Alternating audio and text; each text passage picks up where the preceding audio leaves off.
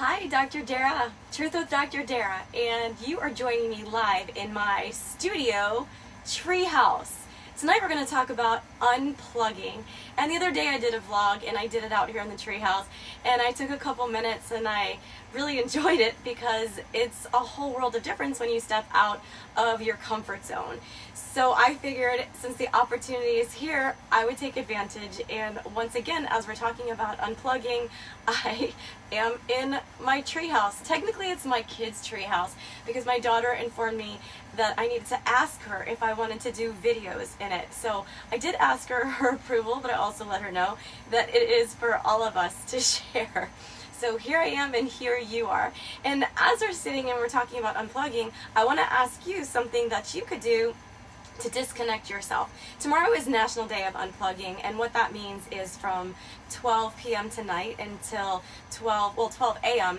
tonight, or I guess tomorrow morning, until March 1st till March 2nd, not going on social media and not using technology. And so I'm completely in because so often I get completely lured in and overwhelmed with checking and being involved with everything. So I am doing it for some peace of mind, and they have a whole national campaign around it.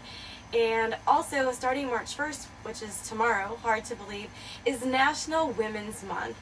And the whole month is going to be about honoring, celebrating, and focusing on our attributes and strengths as women.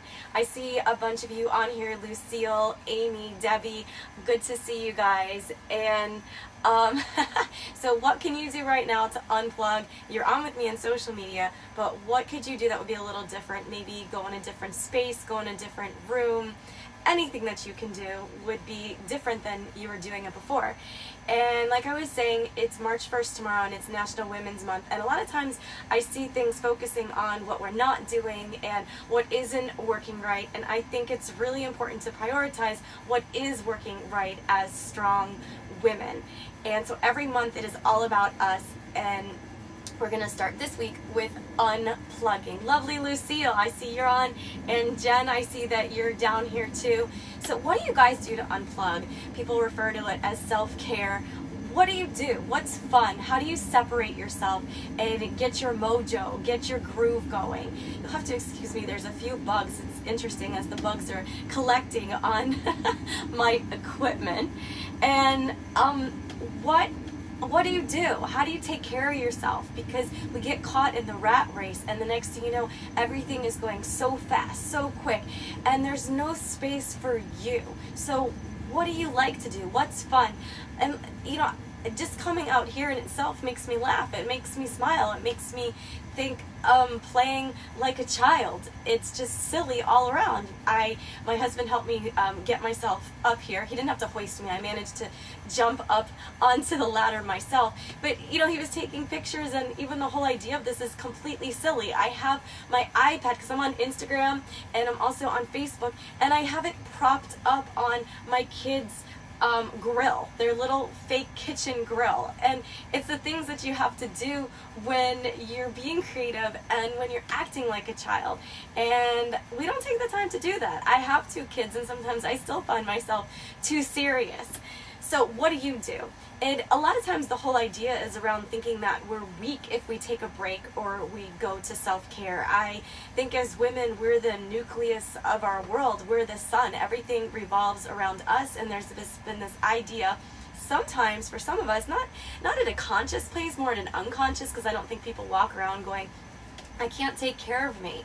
But there's this idea that we have to take care of everybody else, and if we're taking care of everybody else, that means that, if we were to take care of ourselves, that we would be sacrificing ourselves to take care of other people. And at the end of the day, you can think of when you're on the airplane and they say, take the oxygen mask and put it on you first before you go and help other people. And it's so true, because I have been giving this a lot of thought.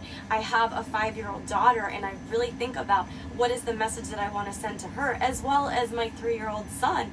And I want them to take care of themselves and not think that true love is sacrificing themselves in regards for other people, because the whole world is only as good as I am. And that's the truth, because if I come home or I'm feeling frazzled, the next thing you know, the kids are literally crawling up the walls and the dogs are barking and things just get so hectic and chaotic.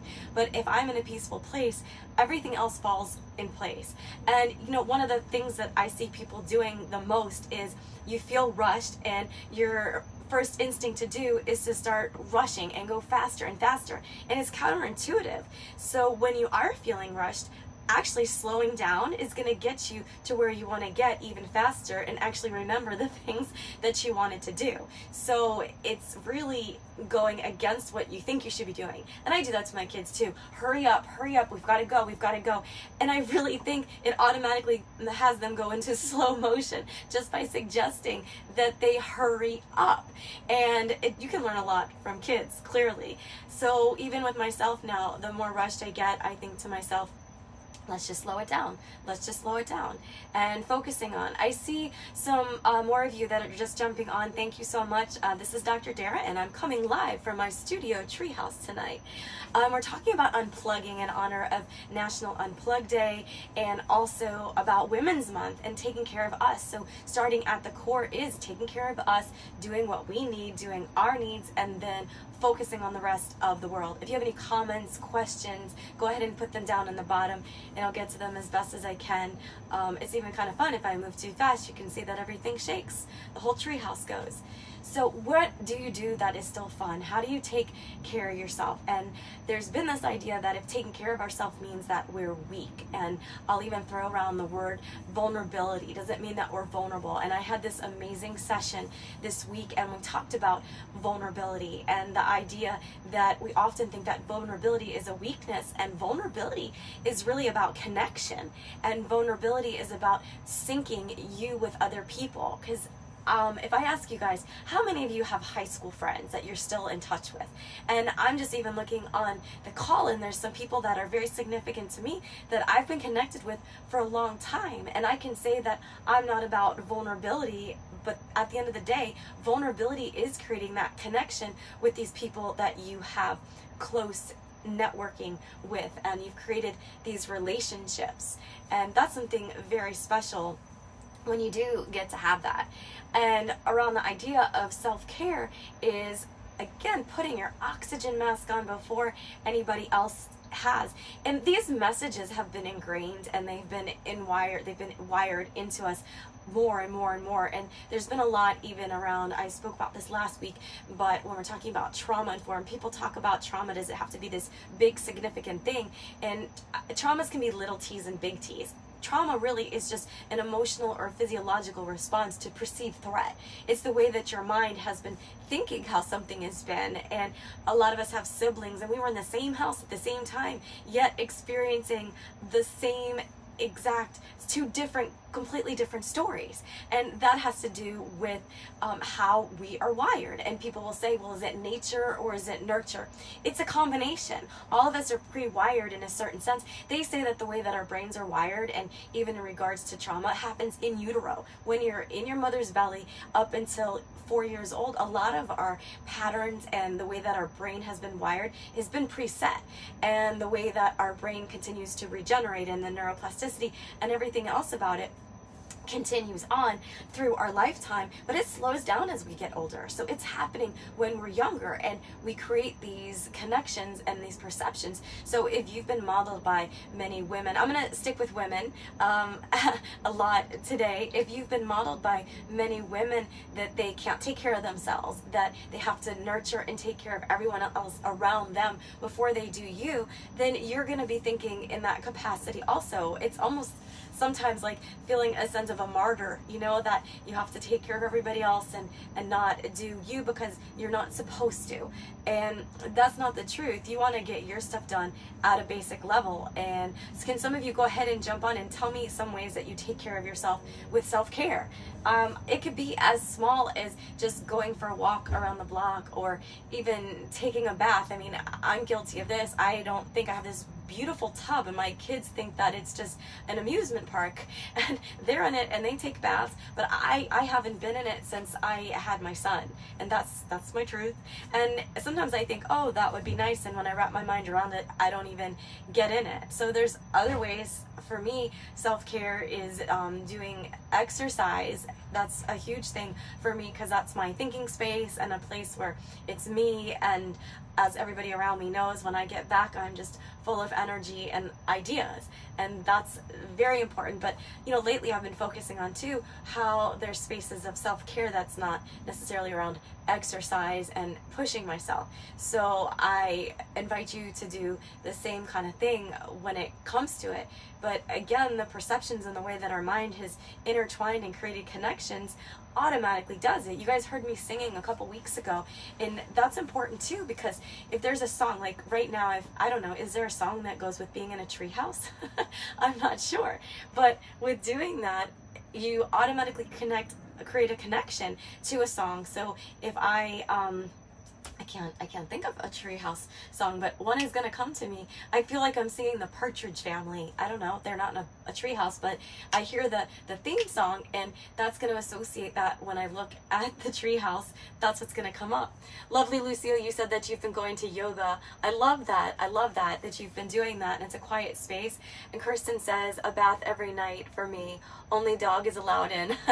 That's awesome, Kirsten. I don't think I could even let my dog in. He would jump in with me.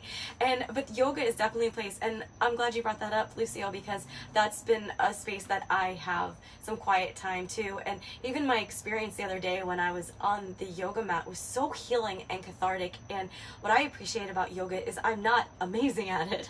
I'm really not, and I've been doing it for some time, and I look forward to continuing to get stronger at it. It's not something that I get to do all the time, and I don't master it, so it's just me on the mat. And I was crying on the mat the other day. I really found it so cathartic. I was next to a really close friend that I felt comfortable I could share the space with, and the instructor just led me in a way and gave me great cues. But I tear when I'm on the mat, because it just feels so refreshing and flowing to me. And Kirsten, I love that you have a routine around taking the bath. Debbie says, I find a long scenic drive relaxes me sometimes. Yeah, great. These are some really great ideas. So Debbie, for you, it's stepping out of the house. I can definitely imagine you playing some tunes on the radio and just kind of rolling with it. And I can't say driving is my thing. Walking would definitely be more relaxing for me. But do you guys see that? It's by individuality. What works for one person is definitely different for somebody else. And you've got to get your mojo. What is your style with your relaxation? And even when it comes to quiet time and self-care, there's a lot of stigma. Your mind has this perception of the way that it's been. For some people, it brings up a lot of emotion. Some people to think about slowing down, but taking care of yourself doesn't have to be slowing down. We can think of taking care of ourselves in many different ways. Think of it first from a physical capacity. A physical capacity would be first how you're doing physical. So how you feed yourself. How you feed yourself is imperative. And next week we're going to focus on food and women and our relationship with it and how it fuels us. But food is a component of self-care. I mean, I'm going to say this a million times, but you are what you eat. I see Carol, you just jumped on. Nancy, you can see me, I can't see you, but I'm sending you a big hug. And there's a bunch of you on Instagram. Carol, you're there. She's there. She's waving a flag. I'm here. I'm here. And if you're just tuning in, we're talking about unplugging and what you do as far as self-care. Some of the ideas that have been stuck around it, thinking that you're weak or you're not worthy of it. And we're starting from the base up, ideas around doing it physically, the food that you're eating. And I just mentioned we're going to talk about that next week. The exercise that you do. Resting can be such a strong component of self-care. That's been something I've been working on personally, because I get frustrated with myself. There's so much that I want to do, and then I feel fatigued and I'm not as effective and efficient. But if I'm not going to sleep early enough, then I can't expect myself to get up that early and then be productive and be myself. So there has been like a space of, you know what, Dara, you're doing the best that you can and you can't do any more than what you're doing. There has to be a compromise in one direction or the other. I mean, even when I do this at night, I'm so wired when I get done. And when I do that, I have to give some space that it's not going to be realistic for me to get up the next day at 4:20 to start doing some writing. And if you're just jumping in and wondering where I am in my treehouse. If we're going to unplug, we've got to change up the scene. We've got to do it a little different of how we've been doing it. So Judy just jumped on, and Nelson, I see that you're on as well, and hi Judy. And so if you're gonna do it different, you've got to try something. So I'm out here in the treehouse. It wouldn't be something that I'd be doing all the time, but I know that I've come out a couple times this week and it's really been peaceful. Self-care for me is sometimes just being home when my kids aren't home and the house is really quiet. At first I thought that that felt so wrong for me to be in my house and experience it like, oh, I should be doing something, but there is something so fun and nice, like this is my home and there it is in its entirety, peacefully. So my new runaway place will be the tree house. I don't know about through the summer, but that'll be interesting. And with exercise and food, and also schedule, putting an appropriate schedule into place is definitely self-care, because like I was talking about with the sleep, if you're not doing it and doing it in a way that you can make it be realistic, it is not going to happen. I was talking with a client today and we had this amazing session and about like waking up. Do you remember back in the day, if you set an alarm, there was this alarm clock and it sounded awful. It was like, ah! So you couldn't do anything else but wake up, because remember the idea around motivation, because even when I talk about self-care, people say, oh, I don't have the willpower, or I'm not motivated. I don't need you to try to get any motivation to do any of this. In fact, don't even try, because you can't make yourself do anything any more than it's gonna happen. And there's nothing worse than saying, oh, I'm gonna do this tomorrow, and you insist that you're gonna do it, and you're so into it, but then you feel let down. So don't even try. Don't even try to make any of this. Let's just make like a small adjustment. Let's think that if the radio station we want to hear the song at is at 100.7 and we're at 106, so when you go to adjust the radio dial, you've got to do it really slow. You've got to do it really slow, because if you go too fast, you're going to miss it altogether.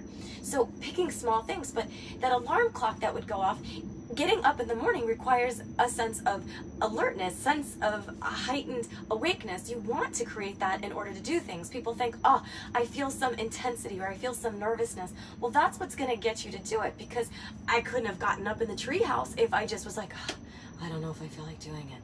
I needed some incentive. I needed some excitement. I needed a little bit of nerves to get me up here. So when that alarm goes off and it goes, ah, you're going to be sure to get up. I think that part of the problem is when people set their alarms these days is that it's too passive. It's too soft, and it's not going to create anything to get up. If you set your alarm, I mean, I have my fancy phone and it has like my sleep, and it wakes up at 5 a.m. Or it's set for 4:20, and when it goes off, it plays these beautiful chimes. So I wake up, I'm like that obnoxious morning person, and I'm like, way, I'm up. I don't need anything. But at night, I do need a little something to keep me up. But if that soft thing is playing for you, it's not going to get you going. And if it's right there next to you, it's not going to create anything. Remember when they would say put your alarm clock on the other side of the room? Well, that is what's going to get you up. That's what's going to get you moving, and that's going to be a part that helps in your self-care, because then you're already ahead of it and you're getting going in your day the way that you want to. So that's the physical component of self-care and unplugging and doing you. The other parts is emotionally, and what constitutes as part of emotional is your relationships and unplugging and self-care. Self-care is going and hanging out with a friend. That's a space that I've been working on, and I'm going to be hanging out with one of my buddies this Sunday, and that's something new for me. I'm probably a little warped in the things that I like to do, but we're going to go do a half marathon. I know we're gonna wog it. We're gonna walk and jog it. But I mean, in all honesty, that's just me getting out. That's a girl's date right there. And I don't care in what capacity we do it, but it's her and I, and we're out there, and there's nothing else, nowhere I need to be.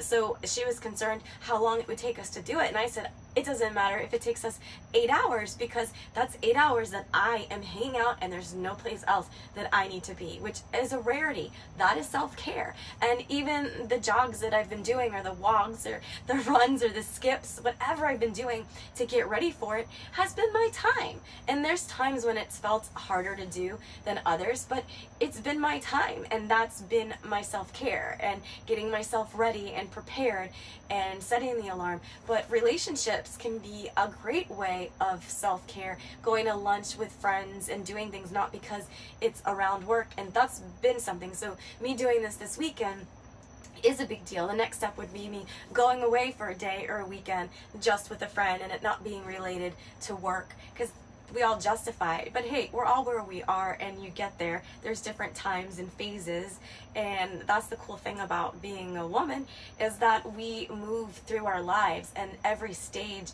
is so welcoming and different. And the moment that you think you catch on, it changes. And I know it's like that as a man as well. Well, I don't know personally as a man, but men go through different phases as well. So, but as it's Women's Month, I'm definitely gonna hone in on us. And if anybody's a smart man, then he would be hanging out on this call, because we're talking about ideas around women, and then he gets a chance to really understand and pick up a couple tips along the way. But doing that in relationships is going to be imperative. So do you get your self-care in relationships? I know that where I would get blocked for it many times in the past is when I would be dating. I would be so about them that I wouldn't be doing me, and I would just stop everything for them, and it wasn't working out because my love cup was so empty. Do you guys remember we talked about that? My love cup was so completely empty. And self-care is completely about your love cup. And the other part of it is your intentionality. You can't just expect, I know on one hand I said don't even try or attempt to do it, but if you don't have an intention, then nothing is going to happen. If you don't set it, doesn't mean it has to happen exactly the way that you think it's going to happen, but you've got to have some intentionality around it. So I'm going to set this out right now. So tomorrow is National Day of Unplugging. How many of you are in? How many of you can go with me and not check social media from 12 a.m. tonight? I think I'm going to get it straight. 12 a.m. tonight until 12 a.m. Saturday. So that means all day. And that's going to be challenging for me, because here I am doing this right now, and it's going to be posted. But whatever I put up tonight is what I'm going to put up, and I'm just going to leave it alone, and I'm not going to check it. And I think that's critical with what we're doing. What is your intention around it?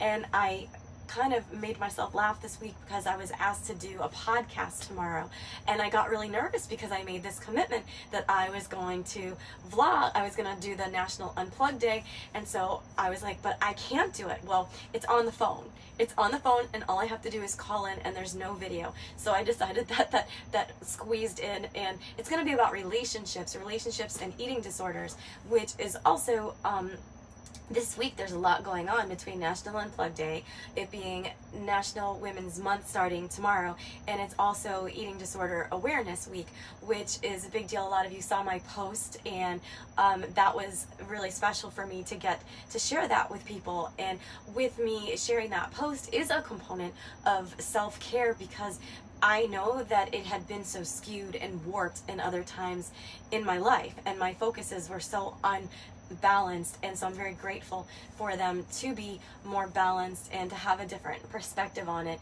and recognize things that I want to do differently.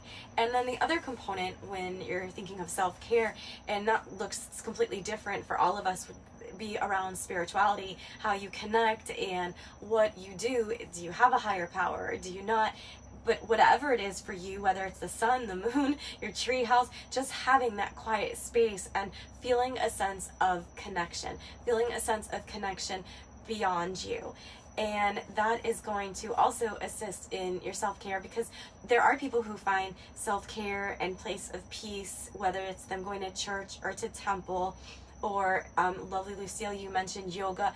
All of us get our peace time, our quiet time, our self-care in a different way. And that's what's really important, is to notice where you can be getting that and what it might look like.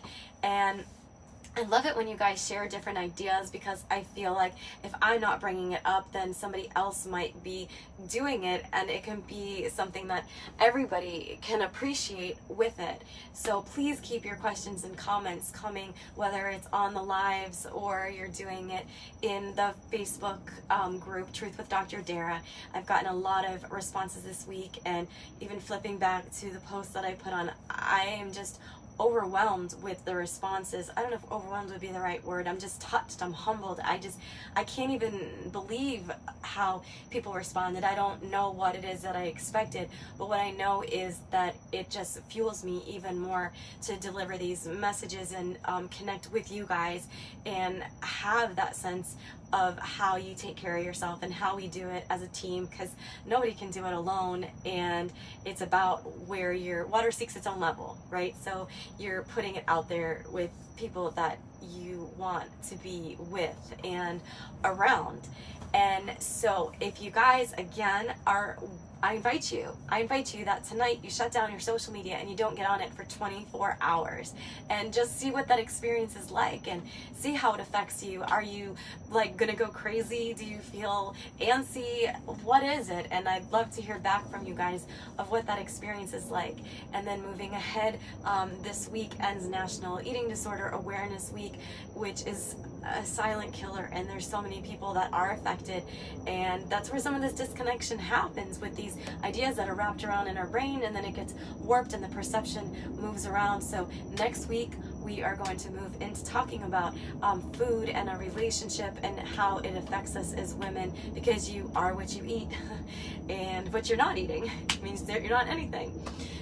Going on, and National Women's Month. So I'm excited. If you have any questions, comments, again, please send them in the group. You can post them anytime. You can DM me. That means direct message. I just learned what that was recently. Also, be sure to join my go on my website and get on my newsletter if you haven't already. There'll be another one going out shortly for March. And there's a couple other webinars that I'll be doing that'll be in there, and I'm very excited. Today, we almost set it into stone that I'll be doing a rapid resolution therapy workshop around eating disorders, so that gives me great honor to be able to help educate and teach it to other practitioners and clinicians, and to continue to educate. So thank you guys. Have an awesome night. Go do something you weren't planning on doing. Go sit outside for 5 minutes. Jump in your tree house. I don't know, maybe this is going to be my new studio. All right, guys, have an awesome week. Take care, and I will look forward to connecting with you soon. Bye.